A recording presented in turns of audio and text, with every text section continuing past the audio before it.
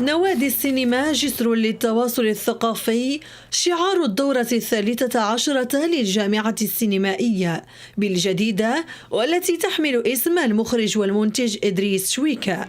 هذه الدورة تندرج في إطار إعادة تجديد نادي الفن السابع بالجديدة، أحد أقدم الأندية السينمائية بالمدينة.